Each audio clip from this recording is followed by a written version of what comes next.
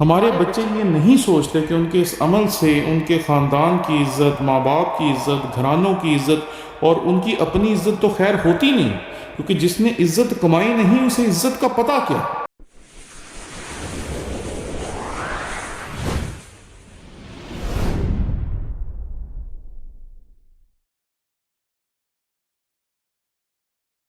مسیح یسوع کے عظیم و جلیل نام میں آپ کی سلامتی ہو۔ میرا نام پادری پروفیسر ٹونی ولیم ہے، chairman P C B Najam Sethi صاحب،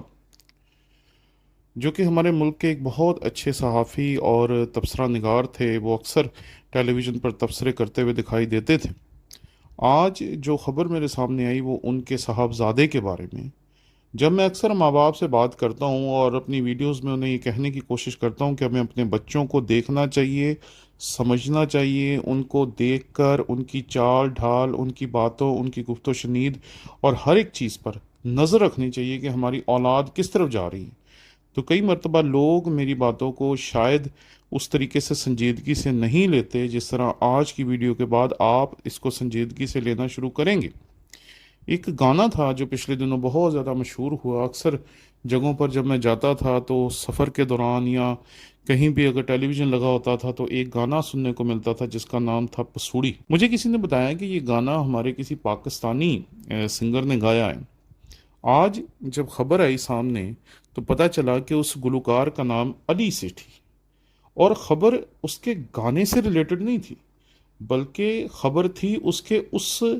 عمل سے تعلق رکھنے والی جس نے قوم لوط کو مٹی میں ملا دیا۔ آج تک ان کا نام و نشان جو ہے وہ محض ان جلی ہوئی بستیوں کی صورت میں ہے جو خاکستر کر دی گئیں اس غلط کاری کی وجہ سے جسے خدا نے انسانیت کے آغاز ہی سے منع فرمایا۔ خدا نے کبھی بھی انسان کو یہ اجازت نہیں دی کہ ایک مرد دوسرے مرد کے ساتھ شادی کرے۔ جب ہم کتاب مقدس کو دیکھتے ہیں تو ہمیں پتہ چلتا ہے کہ خدا کا انسان کو بنانے اور اس دنیا میں بھیجنے کا جو مقصد تھا وہ یہ تھا کہ انسان ایک عورت کے ساتھ اپنا تعلق استوار کرے، مرد اور عورت ایک خاندان بنائیں، اور وہ ایک خاندان جو ہیں وہ اس دنیا میں ایک اچھی زندگی بسر کرے، اس میں اپنی اولاد کو پیدا کرے اور اس کی اولاد جو ہے وہ آگے اسی طریقہ کار کو جاری رکھے۔ جب ہم کتاب مقدس کو دیکھتے ہیں تو یہاں پیدائش اس کے دوسرے باب کی 24ویں آیت میں کچھ یوں لکھا ہے، اس واسطے مرد اپنے ماں باپ کو چھوڑے گا اور اپنی بیوی سے ملا رہے گا اور وہ ایک تن ہوں گے۔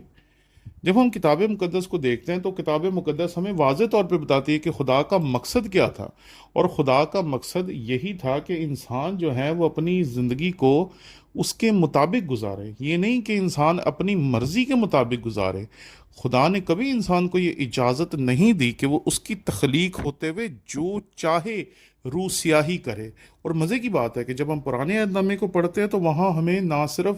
پیدائش میں یہ بات ملتی ہے، بلکہ جب ہم نئے عہد نامے میں آتے ہیں تو متی کی انجیل اس کے 19ویں باب اور اس کی 5ویں آیت میں ہو بہو ایسے ہی الفاظ ہیں جو ہمارے سامنے آتے ہیں۔ اس سبب سے مرد باپ سے اور ماں سے جدا ہو کر اپنی بیوی کے ساتھ رہے گا اور وہ دونوں ایک جسم ہوں گے۔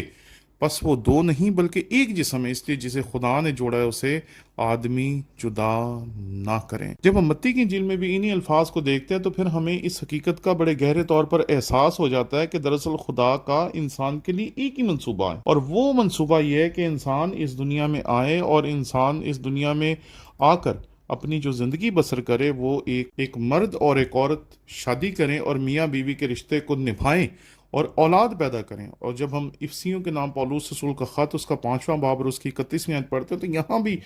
وہی الفاظ ہیں جو پیدائش میں تھے، جو متی کی انجیل میں تھے، یہاں بھی وہی الفاظ ہیں۔ اس سبب سے آدمی باپ سے اور ماں سے جدا ہو کر اپنی بیوی کے ساتھ رہے گا اور وہ دونوں ایک جسم ہوں گے۔ یعنی کہ خدا کا مقصد ہے ایک مرد کو اس دنیا میں پیدا کرنے کا اور ایک عورت کو اس دنیا میں پیدا کرنے کا۔ جب بھی آپ کتاب مقدس کو دیکھیں گے تو آپ کو یہی تقسیم ملے گی کہ ایک مرد ہوگا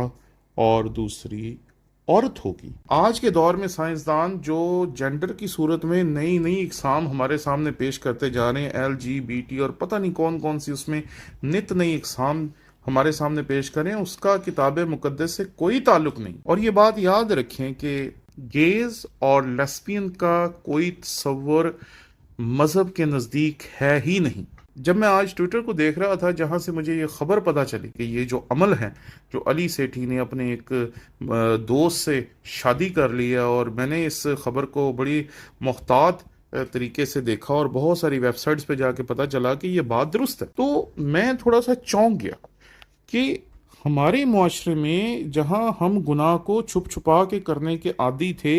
جہاں ہم اپنے گناہ کو چھپاتے تھے، دباتے تھے اور لوگوں کے سامنے نہیں لاتے تھے، وہاں یہ کیا طوفان آ گیا ہے، یہ کیسی ہوا چل پڑی ہے جس میں ہمارے بچے اپنے والدین کی عزت، اپنے خاندان کی عزت، اپنے گھرانوں کی عزت اور سب کچھ اپنی بہرا روی کے پاؤں تلے کچلنا چاہتے ہیں۔ یہ کیسی آندھی چل پڑی ہے جس میں ہمارے بچے یہ نہیں سوچتے کہ ان کے اس عمل سے ان کے خاندان کی عزت، ماں باپ کی عزت، گھرانوں کی عزت اور ان کی اپنی عزت تو خیر ہوتی نہیں، کیونکہ جس نے عزت کمائی نہیں اسے عزت کا پتہ کیا ہے۔ تو اگر نجم سیٹھی کے بیٹے علی سیٹھی نے یہ سب کچھ سوچا ہوتا تو وہ کبھی بھی اس طرح کی گھٹیا حرکت کو اس طرح سوشل میڈیا پہ پبلک کر کے اپنے باپ کی تربیت کا، اس کی عزت کا، اس کے نام کا اس طرح سے مذاق کبھی نہ بناتے۔ کیونکہ جب ہم خداوند کے کلام کو دیکھتے ہیں تو خداوند کا کلام تو اس بارے میں بالکل واضح ہے، خداوند کا کلام بالکل صاف طور پر ایسی چیزوں کو کنڈیم کرتا ہے۔ کیونکہ جب ہم قوم لوط کو دیکھتے ہیں تو ان کی تباہی کی ایک ہی وجہ ہمارے سامنے آتی ہے۔ جب ہم شریعت میں احبار 18ویں باب کی 22ویں آیت کو دیکھتے ہیں تو یہاں لکھا ہے تو مرد کے ساتھ صحبت نہ کرنا جیسے عورت سے کرتا ہے، یہ نہایت مکروہ کام ہے۔ یعنی کہ خدا کہہ رہا ہے کہ یہ مجھے ناپسند ہے، اس لیے تو اس کام کو نہ کرنا۔ اور آگے جا کے جب ہم دیکھتے ہیں احبار اس کے 20ویں باب میں تو وہاں بھی اسی قسم کے الفاظ جو ہیں وہ خدا ہمیں استعمال کرتا ہوا دکھائی دیتا ہے۔ اور وہاں پر خداوند کے کلام میں اگر ہم دیکھیں تو یہاں پر لکھا ہے، اور اگر کوئی مرد سے صحبت کرے جیسے عورت سے کرتے ہیں تو ان دونوں نے نہایت مکروہ کام کیا ہے، سو وہ دونوں ضرور جان سے مارے جائیں، ان کا خون ان ہی کی گردن پر ہوگا۔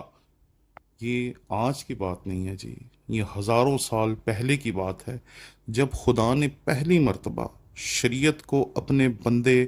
موسیٰ پر نازل کیا۔ تو آج سے ہزاروں سال پہلے جو کام خدا کو ناپسند تھا، آج بھی وہ کام خدا کو ناپسند ہی ہیں۔ یہ مت سمجھے کہ ہم ترقی کے دور میں اور اس دور میں ہم جو چاہے کریں، ایسا نہیں ہے جی۔ خدا کبھی بھی نہیں چاہتا کہ ہم اس طرح کی حرکتیں کریں، کبھی بھی نہیں چاہتا کہ ہم اپنے طبعی کام کو اپنی غلط کاریوں سے بدل دیں۔ اور جب ہم رومیوں کے خط اس کے پہلے باب کو پڑھتے ہیں تو اس کی 24ویں آیت سے 32ویں آیت میں ہمیں واضح طور پر ملتا ہے کہ ان کے جو کام ہیں وہ طبعی کام ہیں، ان کو چھوڑ کر انہیں غلط سمت میں نہیں جانا چاہیے۔ اور اگر آپ 27ویں آیت دیکھیں تو یہاں لکھا ہے، اسی طرح مرد بھی عورتوں سے طبعی کام چھوڑ کر آپس کی شہوت سے مست ہو گئے، کیونکہ مردوں نے مردوں کے ساتھ روسیائی کے کام کر کے اپنے آپ میں اپنی گمراہی کے لائق بدلہ پایا۔ یعنی کہ خدا کو یہ کام ناپسند ہے۔ اور جب ہم اس کی سزا کے بارے میں دیکھتے ہیں تو کتاب مقدس یہاں بھی بڑی واضح ہے۔ اور کتاب مقدس میں اگر ہم دیکھیں کرنتھیوں کی کلیسیا کے نام پولس رسول کا پہلا خط، اس کا 6 باب اور اس کی 9ویں آیت، تو خداوند کے کلام میں یہاں لکھا ہے، کیا تم نہیں جانتے کہ بدکار خدا کی بادشاہی کے وارث نہ ہوں گے؟ فریب نہ کھاؤ، نہ حرام کار خدا کی بادشاہی کے وارث ہوں گے، نہ بت پرست، نہ زناکار، نہ عیاش، نہ لونڈے باز۔ بالکل صاف اور بالکل واضح اصول ہے جو ہمارے سامنے پیش کر دیا گیا ہے کہ کہیں بھی اس کی ذرہ برابر بھی گنجائش نہیں ہے۔ اور میں جب دیکھ رہا تھا کہ پچھلے دنوں میں، مہینوں میں بے راہ روی کا چلن اتنا زیادہ بڑھ گیا ہے کہ لوگوں نے اس کو ایک عام سی بات سمجھنا شروع کر دی ہے، تو ایسے وقت میں ہمیں چاہیے کہ ہم انہیں بتائیں کہ خداوند کا کلام کیا کہتا ہے۔ اگر ہم تیموتھیوس کے نام پولس رسول کا پہلا خط اور اس کی 10ویں آیت پڑھیں تو یہاں پر لکھا ہے، اور حرام کاروں اور لونڈے بازوں اور بردہ فروشوں اور جھوٹوں اور جھوٹی قسم کھانے والوں اور ان کے سوا صحیح تعلیم کے اور برخلاف کام کرنے والوں کے واسطے ہے۔ یعنی کہ یہ وہ لوگ ہیں جن کے لیے کوئی امید نہیں ہے، کوئی مستقبل نہیں ہے،